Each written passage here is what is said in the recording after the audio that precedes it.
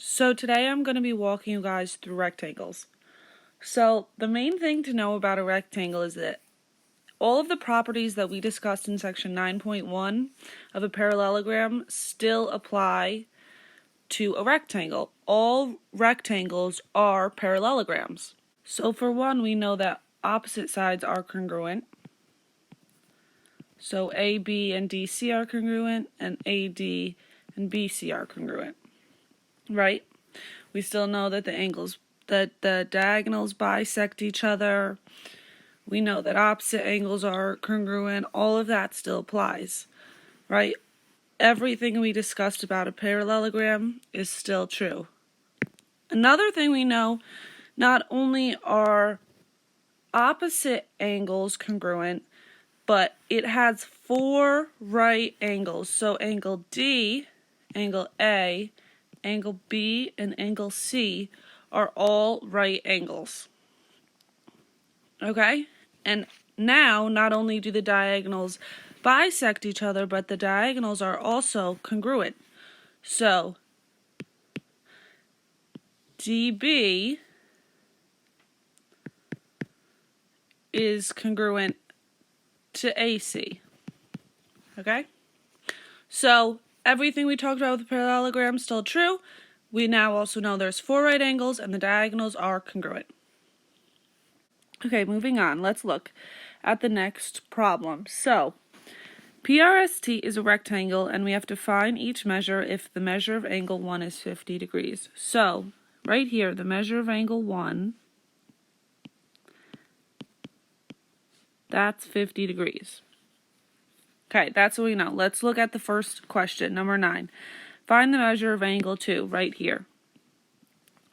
Now, we know that every angle in a rectangle is a right angle. So that means that right here, all of angle P is a right angle. So that means that angle 1 and angle 2 add up to 90 degrees. So all we have to do is 90 minus 50 equals 40. And that's our measure of angle 2. Now, moving forward, it says find the measure of angle 3. So, one thing that we know of a property of a parallelogram says that the diagonals bisect each other. And now we know that in a rectangle, the diagonals are equivalent. So that means that all four of these sections that I just marked on the rectangle are equivalent, which then means that this triangle here and this triangle here are equivalent isosceles triangles. And this triangle here and this triangle here are also equivalent isosceles triangles. So since we know that this triangle is isosceles, and we know that the measure of angle 2 is 40 degrees, that means that angle 3 is the same as angle 2. So angle 3 is also 40 degrees. Okay, so now looking at 11, we have to find the measure of angle 4, which is right here.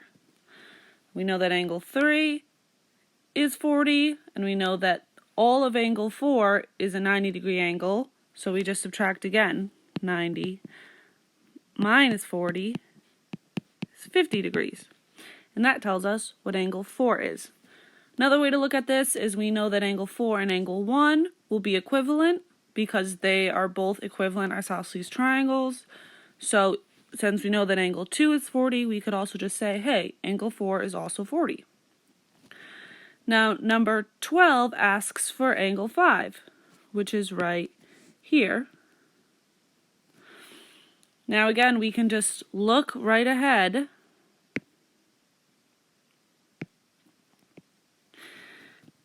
and say that angle 3 and angle 5 will be equivalent because they're isosceles equivalent triangles. That goes also for 6 and for 2.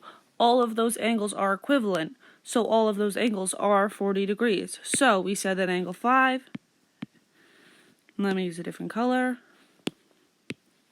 Angle 5 is 40 degrees, and angle 6 is also 40 degrees.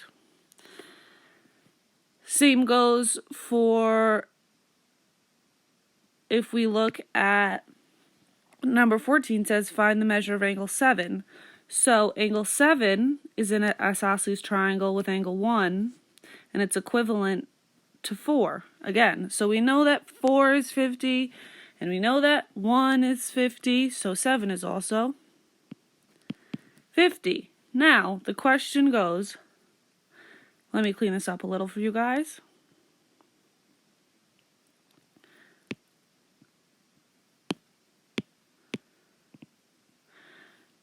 Now we have to find the measure of angle 8. So if this is a triangle we have here, and we know that angle 6 is 40 degrees, we know that angle 5 is 40 degrees, and if we add all of the angles in a triangle, they are total to 180 degrees. So all we have to do to find 8 is 180 minus 40 minus 40, and we get angle 8 is 100 degrees. We use the same process for number 9. We have the entire triangle here, and all we have to do is say that we have a total of 180 degrees, and we subtract angle 1, which is 50, subtract angle 7, which is 50, and we get 80 degrees for angle 9. All right, let's look at the next section. So, this says that ABCD is a rectangle. Number 1, if AE, right here, is 36, and CE is 2x minus 4, find x.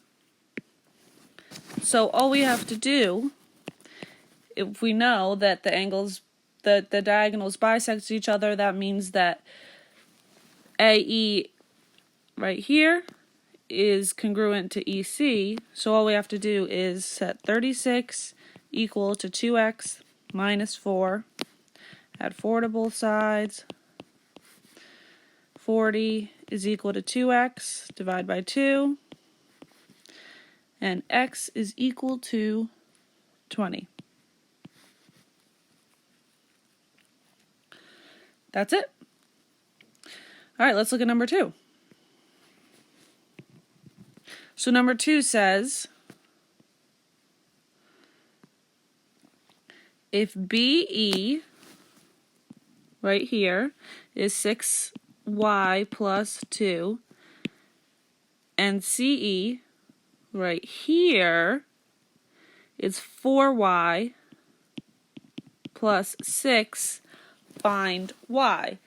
Now, again, we know that they bisect each other, the diagonals, but we also know that the diagonals are congruent, which means that every single section of this diagonal is congruent. So, once again, we can just set them equal to each other. 6y plus 2 is equal to 4y plus 6. And then all we do is we solve for y. So 2y is equal to 4, and y is equal to 2. All right? Let's look at number 3. Number 3 says,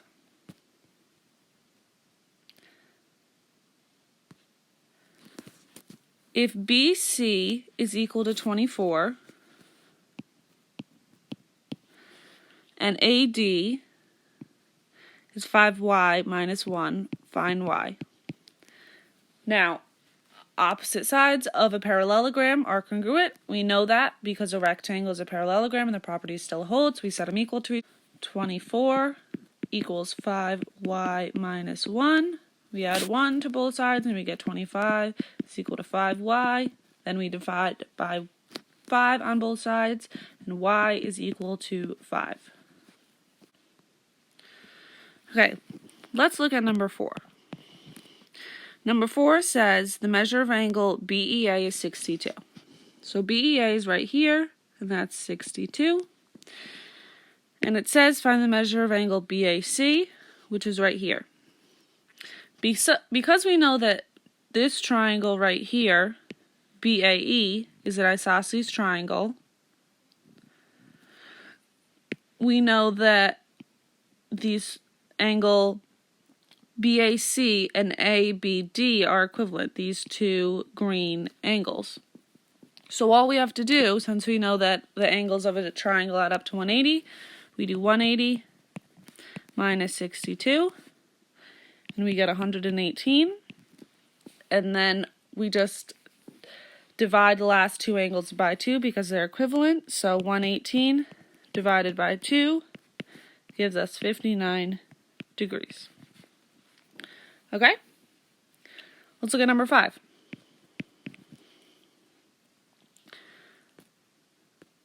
So number 5 says if the measure of angle AED, which is right here, is 12x, and the measure of angle BEC, which is right here, is 10x plus 20, find the measure of angle AED, which is this first one we looked at right here.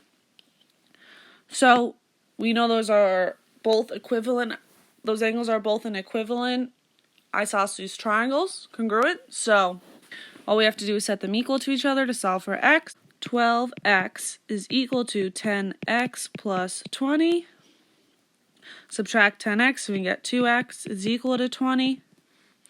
Divide by 2 on both sides, and x is equal to 10.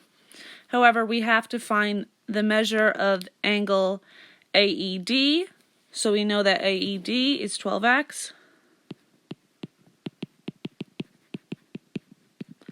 So we just have to plug in x, 12 times 10, and we get 120 degrees.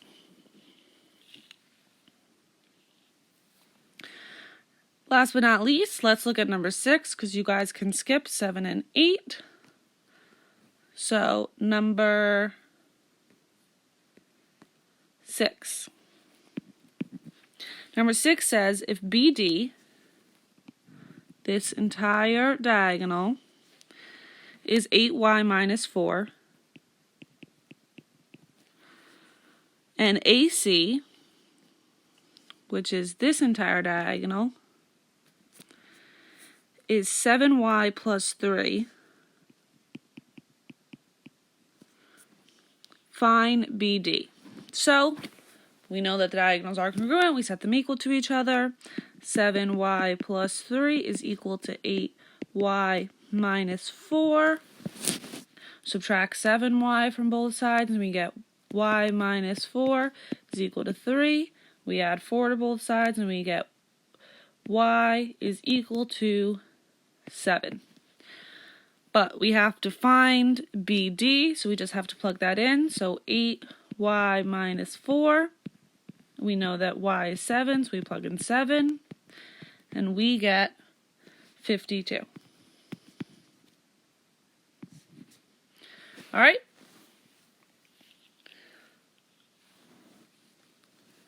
So let's move on to the next section.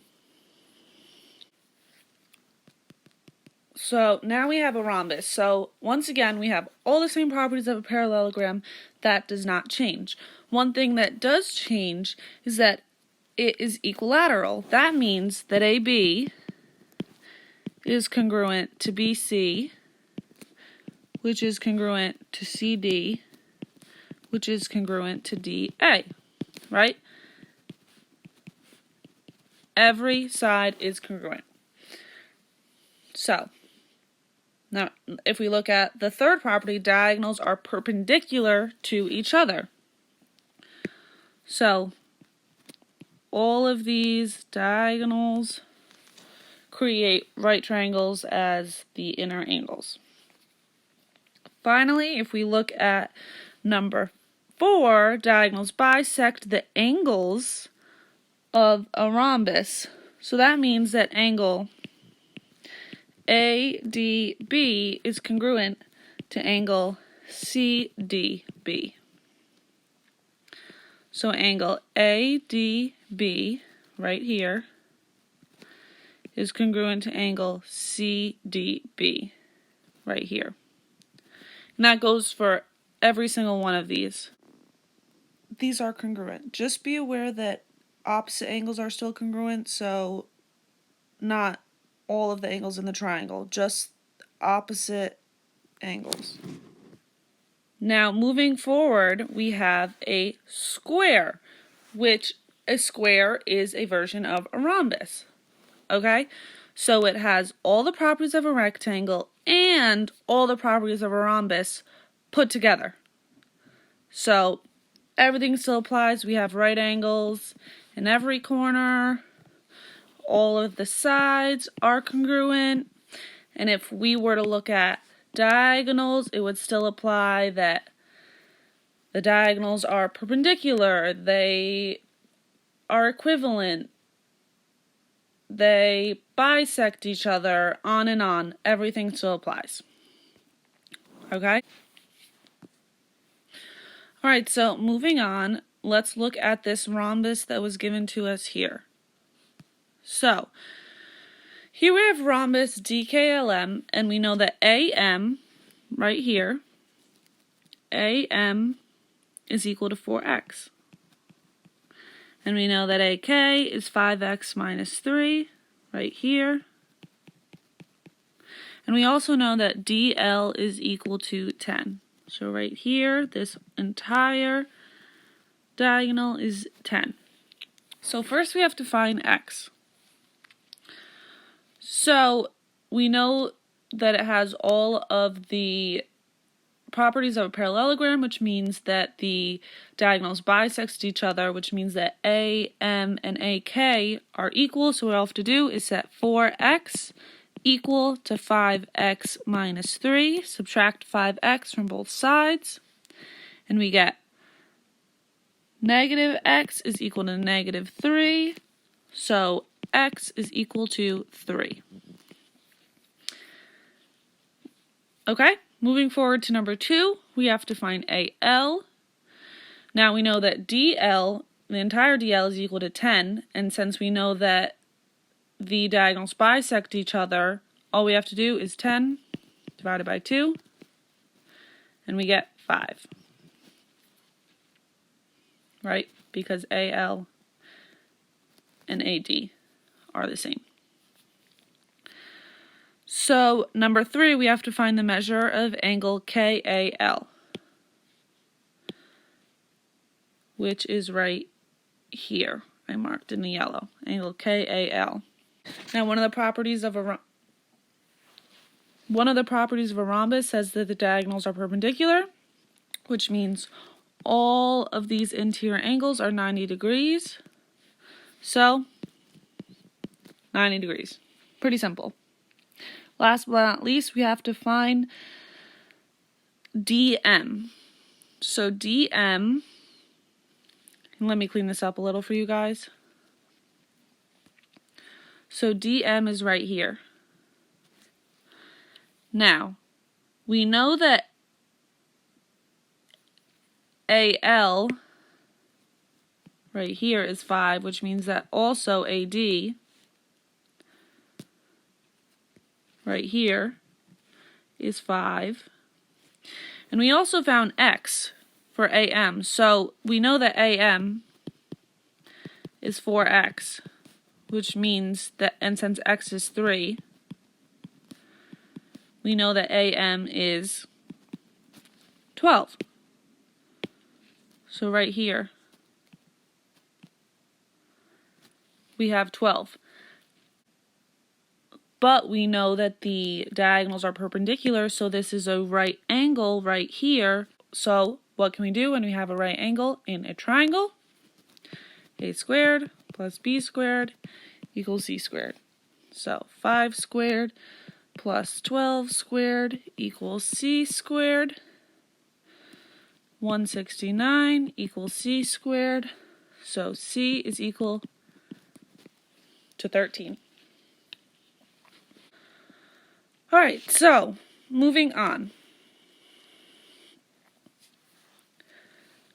Let's look at the next section. So it says use rhombus RSTV with RS equal to 5y plus 2. So that's right here, RS.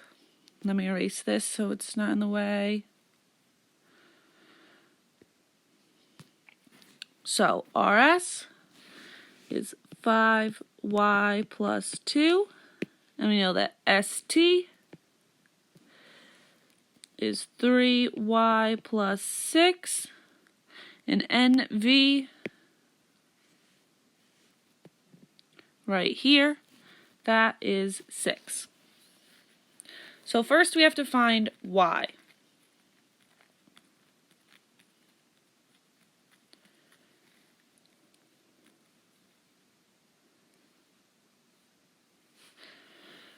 So first we have to find y. We know in a rhombus that it's equilateral.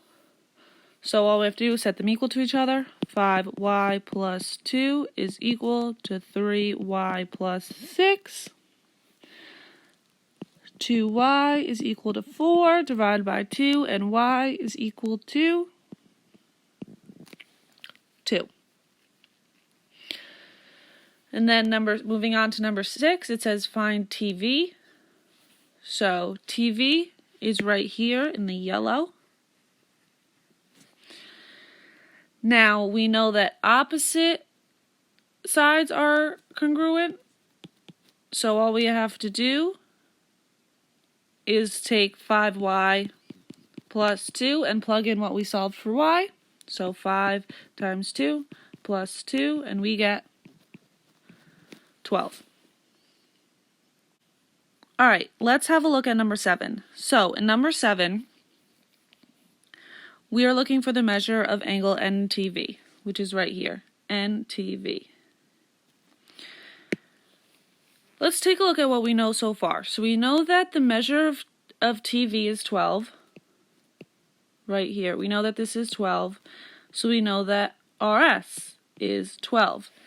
Now, if we plug in what we have for ST here, we know that Y is 2. So let's do 3 times 2 plus 6, and we get that ST is equal to 12. So ST is 12. So our RV is 12. Now, what else do we know? We know that NV is equal to 6. Right here, NV is 6.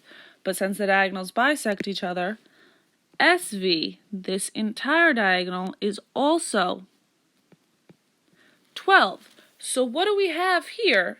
Now we have two congruent